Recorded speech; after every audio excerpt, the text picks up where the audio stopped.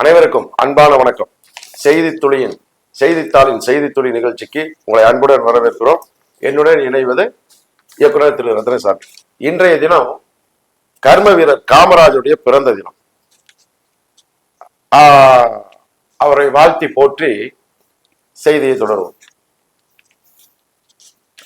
இப்ப லேட்டஸ்ட் செய்தி என்னன்னு கேட்டீங்கன்னா, தாய்மாமன் திட்டம் அரசு ஆஸ்பத்திரியில பிறக்கும் 4.41 லட்சம் குழந்தைகளுக்கு, அதாவது ஒரு புள்ளியோர கணக்கு ஒன்று எடுத்திருக்காங்க. இது எந்த வகையில எடுத்திருக்காங்கன்னு தெரியல. 4.41 லட்சம் குழந்தைகளுக்கு தங்க மோதிரம் ரூபாய் 750 கோடி தமிழக அரசு கொள்முதல் செய்கிறது. இதுக்காக டெண்டர் கால்பாரும் பண்ணியிருக்காங்க. நகைக்கடைகளுக்கு 1 கிராம் தங்கம், 1 கிராம் தங்கம்னா கிட்டத்தட்ட 4.41 லட்சம் குழந்தைகளுக்கு 750 கோடிங்கிறது கணக்குக்கு சரிதான். இந்த 750 கோடிய ஒரு வருடத்திற்கு பிறக்கிறது 4.41 லட்சம் குழந்தைங்க. அதுக்கு 750 கோடி தமிழக அரசு ஒதுக்கீடு கொள்முதல் செய்யுது. இது 750 கோடி வருஷம் இது எந்த கணக்குல இதை கொண்டு வருவாங்க அப்படிங்கிறது ஒரு குழப்பமான சூழ்நிலை தான். 1 கிராம் இன்னைக்கு ரேட்டுக்கு பாத்தீங்கன்னா கிட்டத்தட்ட 13,000 ரூபாய் 1 கிராம் வரும். அத பிறக்கிற குழந்தைகள். இதுல ஒரு முக்கியமான விஷயத்தை பார்க்க வேண்டியது இருக்கு. இந்த தாய்மாமன் திட்டம் அரசு மருத்துவமனையில பிறக்கிற குழந்தைகளுக்கு மட்டும்தான் போடப்படும். இப்ப தனியார் ஆஸ்பத்திரியில அதிகப்படியான பிரசவத்துக்கு பெண்களை அவங்க பெற்றோர்கள்லாம் தனியார் ஆஸ்பத்திரியில சேர்க்கறது ஒரு வழக்கமா வச்சிருக்காங்க. நிறைய பேருக்கு சுகப்பிரசவத்துல சிசேரியன் ஆகுது. அப்புறம் வசதி வாய்ப்பு உள்ளவங்க, ஏன்னா தனியார் மருத்துவமனை அரசு மருத்துவமனையை தாண்டி அதிகமாயிருச்சு. அப்ப அங்க இருக்கிற குழந்தைகளுக்கு மோதிரம் வழங்கப்பட முடியாது. ஆனா இந்த 1 கிராம் மோதிரத்துக்காகவே நிறைய பேர் இனி என்ன பண்ணுவாங்க, அரசு மருத்துவமனையில பிரசவத்துக்காக அனுமதிக்கக்கூடிய சூழல் வரும். ஒரு தடவை இப்படித்தான் அரசு ஆஸ்பத்திரியில கூட்டமே பிரசவத்துக்கு இல்ல, பூராமே தனியாருக்கு போறாங்கன்னு சொல்லி ஜெயலலிதா ஆட்சி இருந்த போது அந்த அம்மா என்ன பண்ணுச்சு, உடனே பேர்கால உதவி திட்டம் சொல்லிட்டு, அதாவது இங்க குழந்தை வரதா 12,000 ரூபாய் காசும் இந்த பரிசு பொருள், குழந்தையோட பரிசு பொருள் அடங்கிய பேக் ஒண்ணும் கொடுத்துச்சு. கொடுத்துச்சு. அதை வச்சு ஒரு கூட்டம் அங்க வந்துச்சு. அத மனசுல வச்சுக்கிட்டு கூட இப்ப இருக்கிற முதலமைச்சர் தங்க மோதிர திட்டத்தை அறிவிச்சிருக்கலாம். சரி, ஒரு 13,500 ரூபாய் வருது, இன்னும் விலை ஏறிச்சுன்னா அதுக்கு தகுந்த மாதிரி வரும் அப்படிங்கிறது. அப்புறம் இன்னொரு இது பாத்தீங்கன்னா, தாவேக அரசை கவிழ்க்க திட்டமிட்ட வழக்கு ஓடி ஒளியவில்லை, வேறு வழக்கில் கைது செய்ய முயற்சிக்கிறார்கள். போலீசாருக்கு செந்தில் பாலாஜி பரபரப்பு கடிதம். அதாவது கிருஷ்ணகிரி எம்எல்ஏ ஒரு பகிரங்கமா பேட்டி கொடுத்திருக்காரு. ஊத்தங்கரையில், கிருஷ்ணகிரி மாவட்டத்தில் ஊத்தங்கரையில ஒரு பேட்டி கொடுத்திருக்காரு. அதாவது குதிரை பேரம் பேசப்பட்டது உண்மை, ஆட்சியை கவிழ்க்கிறதுக்கு இத்தனை எம்எல்ஏ வெளியே வரணும்னு பேசப்பட்டது உண்மை அப்படின்னு அத செந்தில் பாலாஜி தான் பேசப்பட்டாரு அப்படிங்கறத ஒரு குற்றச்சாட்டு வச்சிருக்காங்க. அதனால இவரு ஏற்கனவே 2-3 வழக்கு இவர் மேல இருக்கு. இருந்தாலும் இதுலயும் எதையாவது ஒண்ணு பண்ணி, ஏன்னா தொடர்ச்சியா இருக்கிற திமுக முன்னணி தலைவர்கள்லயே முதலமைச்சர் அவர்கள் அதிகப்படியா பேசுறதே இவர் தான். கரூர் கம்பெனிக்காரரும் பாரு, உங்க திமுகவுடைய அடிமையும் பாரு, பேசிட்டு இவரவே குறி வச்சு போயிட்டு இருக்கிற மாதிரிதான் இருக்குது. காரணம் அந்த அவர் கூட்டத்துல 41 பேர் உயிரிழந்த சம்பவம் கூட ஒரு காரணமா இருக்கலாம். அந்த அச்சத்துல கூட அவரு பண்ணிருக்கலாம். திமுக செல்ல பிள்ளை. ஆமா, இன்னைக்கு நிலைமைக்கு திமுக செல்ல பிள்ளை அவர் தான். அத ஒத்துக்கிட்டு தான் ஆகணும். அதே மாதிரி இந்த கோயம்புத்தூர்ல 2021 54 பேர்த்துக்கு சரிங்க அரசு மாநகராட்சியில் அரசு வேலை கொடுத்ததுல இப்போ அது சுப்ரீம் கோர்ட்லயே நேற்று நம்ம கண்டிச்சு அந்த மனுவை தள்ளுபடி பண்ணிக்கிறாங்க. அரசு வேலை கொடுத்ததை நிராகரிக்கிறாங்க. ஆமா, அது செல்லத்தக்கதல்ல. ஆமா, வேலுமணி பண்ணினது. ஓ, காலையில இன்டர்வியூ எடுத்து நைட்டு அப்பாயின்மெண்ட் கொடுத்துட்டாரா. அதுல 39 பேர் தொண்டாமுத்தூர் தொகுதியினுடைய ஏடிஎம்கே உறுப்பினர்கள். ஓஹோ ஓஹோ, அதை ரத்து பண்ணியிருக்காங்க. ரத்து பண்ணி இது ஹைகோர்ட்டே அப்படி பண்ணிச்சு. அதில் ஒரு 14 பேர் சுப்ரீம் கோர்ட்டில் போட்டு அது தள்ளுபடி ஆயிடுச்சு. ஓ, அதுல 14 பேர் மேல்முறை. அது ஏடிஎம்கேவுக்கு கொஞ்சம் பின்னடைவு மாதிரி, அது வேலுமணிக்கு நம்ம பின்னடைவு. ஓ ஓ ஓ.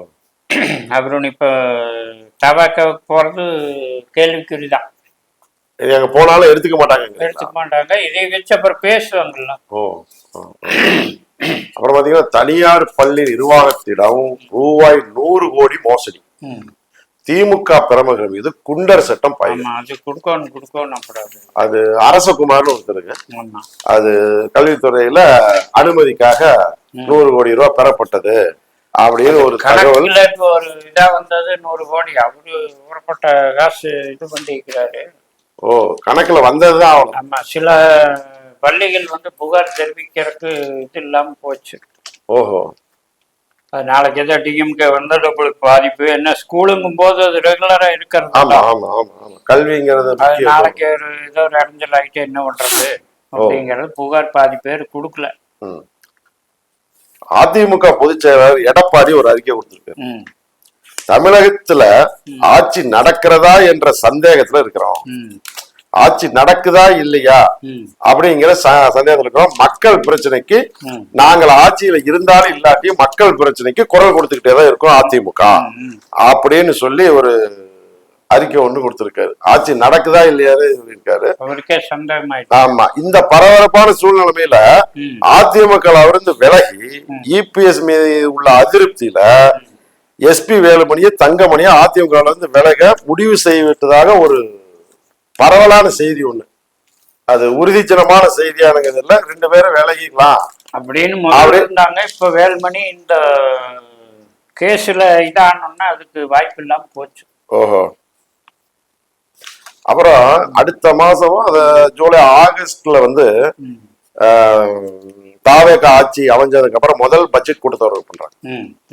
அதுல பல்வேறு திட்டங்களை ஒரு துறை வாரியா அந்தந்த துறை அமைச்சர்களை தனிப்பட்ட முறையில அந்த அமைச்சர்களையும் அந்த அதிகாரிகளையும் அழைச்சு என்னென்ன மாற்றங்கள் செய்யலாம், எதை கூட்டலாம் குறைக்கலாங்கிறத ஒரு பெரிய ஆலோசனை நடத்திருக்காங்க. அது சம்பந்தமா இன்னைக்கு ஜூலை 15ங்க, நாளை ஜூலை 16 முதலமைச்சர் விஜய் தலைமையில காலையில 10 மணிக்கு தலைமைச் செயலகத்துல அமைச்சரவை கூட்டத்தையும் கூட்டுறாங்க. கூட்டி விவாதம் பண்ணிட்டு அதுக்கப்புறம் தேதி அறிவிக்கிறதா தகவல் சொல்லியிருக்காங்க. ஆமா, சொல்லி இருக்கிறாங்க. அதே போல இந்த லால்குடி தொகுதி இப்ப 2026 சட்டமன்ற தேர்தல லால்குடியில அதிமுக சார்பில் ரீமா ரோஸ் நின்று வெற்றி. அது திமுக சார்பில் பாரிவள்ளல் நின்னார்.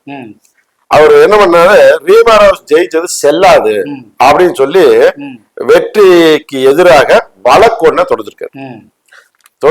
அது எந்த அளவுல போகும்னு தெரியல. ஆனா எண்ணிக்கையில வந்து இவங்களுக்கு தான் லீடிங்ல போச்சுங்கிறத நம்ம பார்த்தோம். இல்ல எதை கொடுத்திருக்கிறாங்கன்னா, இந்த வழக்கு இதில் இருக்கும் போது அவை ராஜினாமாவோ ஒரு இதுக்கெல்லாம் பண்ணாத அளவுக்கு அதுக்கு ஒரு செக் வைக்கிறத டிஎம்கேல பண்ணிக்கிறாங்க. அதே மாதிரி மீதி 5 தொகுதியில இப்போ ரிசைன் பண்ண தொகையிலையும் அப்படி பண்ணிக்கிறாங்க இல்லையா. அதனால மறுதேர்தல் அறிவிக்கிறதுக்கு வழி இல்லாம ஒரு சும்மா ஒரு தடங்களுக்கு வேண்டி அப்படி பண்ணிக்கிறாங்க. அதனால இதையும் பண்ணிக்கிறாங்கிற மாதிரிதான். செந்தில் பாலாஜிக்கு ஜாமீன்.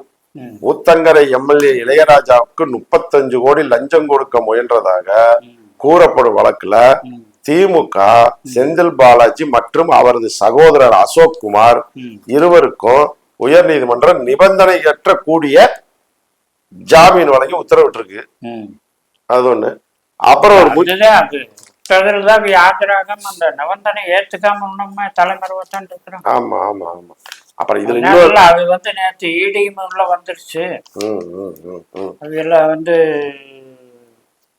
அந்த எம்எல்ஏ கிட்ட விசாரணை வண்டி வைக்கிறாங்க. ஊத்தங்கரை எம்எல்ஏ இளையராஜா இடி விசாரணை வண்டிக்கு தான். அதனால கொஞ்சம் உள்ள வந்தாங்கன்னா வேற மாதிரி கைது பண்ணிடுவாங்கன்னு 2 பேரும் அண்ணன் தம்பி 2 பேருமே பயந்துட்டாங்க. நேற்று வந்து இந்த சுகாதாரத்துறையில வந்து 2144 பேருக்கு பணி நியமனம் செஞ்சிருக்காங்க. சுகாதாரத்துறை அமைச்சர் அருண்ராஜ் முன்னிலையில முதலமைச்சர் வழங்கியிருக்காரு பணிகளை. சுகாதாரத்தில் இந்த கிராம சுகாதாரம், பொது சுகாதாரம், டாக்டருங்க, ஊனமுற்றவர்களுக்கு, இவங்களுக்கு எல்லாத்துக்கும் அது வழங்கியிருக்காரு. அது ஒரு பெரிய விஷயம்தான். அது ரொம்ப நாளா நிலுவையில் இருந்தது. ஆமா அது 2144 பேருக்கு தான் பணிக்கு போயிருக்காங்க. ஆனா போஸ்டிங் காலியான இடம் வந்து 4000 சில்றேன். என்னன்னா அது மீதியா பேலன்ஸ் ஆகுதுன்னா ஏதோ வசூல் கொஞ்சம் மென்ன பண்ண ஆனதுனால டிஎம்கேல அப்படியே நிறுத்தி வச்சது. இது வந்த உடனே அதை போய் சுகாதாரத்துறை அமைச்சர்கிட்ட முறையிட்டு இருக்கிறாங்க. அதனால அவர் ஸ்டெப் எடுத்து நேற்று 10 பைசா செலவில்லா கட்டிட்டாரு. அதுபோக அரசு மருத்துவமனைக்கு நன்கொடை கொடுக்கறதுக்கு ஒரு இணையதளம் வந்து ஓபன் பண்ணிக்கிறாங்க. அதுல நேற்று ஒரு பெரிய தொழிலதிபர் ஒரு 4-5 பேர் கோடி 60 லட்சம் 70 லட்சங்கிற மாதிரி நேற்று ஒரு 5 கோடி வசூல் ஆயிடுச்சு. நம்ம பிறந்த நாள் நம்ம ஃபேமிலியில பிறந்த நாள்னா 100 ரூபாயிலிருந்து எவ்வளவு வேணும் நன்கொடையா. திருப்பூர் ஆஸ்பத்திரிக்கு நம்ம அதுக்கு ஒரு ஆப் தயார் பண்ணிருக்காங்க, ஒரு செயலி தயார் பண்ணி அது மூலமா ஓபன் பண்ணி வசூலும் 5 கோடி ஆயிடுச்சு. அடேங்க பரவாயில்லையே. ஒருத்தர் பிறந்த நாளுக்கு அப்படின்னு ஒரு விழா கொண்டாடணும்னா அதுக்கு ஒரு 1000மோ 2000 நம்ம எந்த ஒரு ஹாஸ்பிட்டலுக்கு வேணுனாலும் நம்ம அதை இது பண்ணி கொடுக்கலாம். ஒரு நல்ல விஷயம் பண்ணிக்கிறாங்க. அப்புறம் இந்த தனியார் பள்ளிகள் சங்க செயலாளர் நந்தகுமார் இருக்கார் இல்லைங்களா, அவருக்கு முன்னாள் கல்வி அமைச்சர் அன்பில் பொய்யாமொழி மகேஷ் வந்து 48 மணி நேரம் கெடு கொடுத்திருக்காரு. திமுக ஆட்சியில தனியார் பள்ளிகளுக்கு அங்கீகாரம் வழங்க லஞ்சம் பெற்றதாக நந்தகுமார் குற்றச்சாட்டு. தனியார் பள்ளிகள் சங்கத்தின் செயலாளர் நந்தகுமாருக்கு திமுக முன்னாள் அமைச்சர் அன்பில் பொய்யாமொழி நோட்டீஸ் அனுப்பிச்சிருக்காரு. இதை நிரூபிக்கணும், 48 மணி நேரத்தில் நிரூபிக்கணும். அப்படி இல்லைன்னா 50 கோடி ரூபாய் மான நஷ்ட வழக்கு போட்டு ஒரு முக்கிய பரபரப்பு செய்தியா அதை பேசப்பட்டிருக்கு. இல்ல அவிய லஞ்சம் வாங்காம இது பண்ணாங்கன்னு யாருமே நம்ப மாட்டாங்கல்ல. ஆமா, அது போன ஆட்சியில 25 லட்சம் 30 லட்சம் கொடுத்தாங்கன்னா அதுல போட்டோவை எடுத்துட்டு அந்த செக்காவா கொடுப்பாங்க. இப்ப 1000 பள்ளி இருக்குன்னா ஒரு பள்ளிக்கு 25 லட்சம்னா 250 கோடி ஆச்சு. ஆமா, 250 கோடி ஆச்சு. கடைசி அது நடந்ததெல்லாம் உண்மை. அதுல வந்து ஆதாரம் கூட அது கூட இது கூடங்கிறதெல்லாம் வந்து சும்மா பிறகு நீங்க ஒண்ணு பேசாம இருந்தா இதாகி போயிருமில்ல. விவேக் குண்டாசல் இருக்கிறவரு ஒரு பேட்டி வாக்குமூலம் கொடுத்திருப்பாரு. அதுக்கு அவங்க ஒரு கணக்கு வச்சிருப்பாங்க, எப்படா தூக்கலாம்னு. அது மாதிரி இன்னும் 2 கைது வந்தவரை தான் தூக்குவாங்க. அதே மாதிரி இந்த பழனியில் நேற்று சொன்னோம் இல்லையா, இந்த நில மோசடி, இந்த 1.40 ஏக்கர் நில மோசடி, அந்த ரிஜிஸ்டரை பணியிட நீக்கம் பண்ணிருக்காங்க, சஸ்பெண்ட் பண்ணிருக்காங்க. சொல்லிட்டோம். மேற்கொண்டு அந்த பத்திரத்தை தடை பண்ணி போல் பண்ணி வச்சுட்டாங்க. நேற்று 3 அமைச்சர்களுமே நேரடியா செய்தியாளர்கிட்ட ஆமா பத்திரப்பதிவுத்துறை அமைச்சர் லோகேஷனும் பேட்டி கொடுத்தாரு, இந்து சமய அறநிலையத்துறை ரமேஷும் எல்லாருமே பேட்டி கொடுத்தாங்க. அதிமுகவை சேர்ந்த மதுரையை சேர்ந்த ஆர்வி உதயகுமார் ஒரு அறிக்கை ஒன்று கொடுத்திருக்காரு. அதிமுகவுடைய கடைசி தொண்டன் இருக்கும் வரை அதிமுகவை யாராலும் அசைக்க முடியாது, ஆட்ட முடியாது. கடைசி தொண்டன் இருக்கிற வரைக்கும் ஒண்ணும் செய்ய முடியாது அப்படின்னு சொல்லி இது பண்ணிருக்காரு. அதே மாதிரி இப்ப கரூருக்கு அண்மையில முதலமைச்சர் வந்தார்.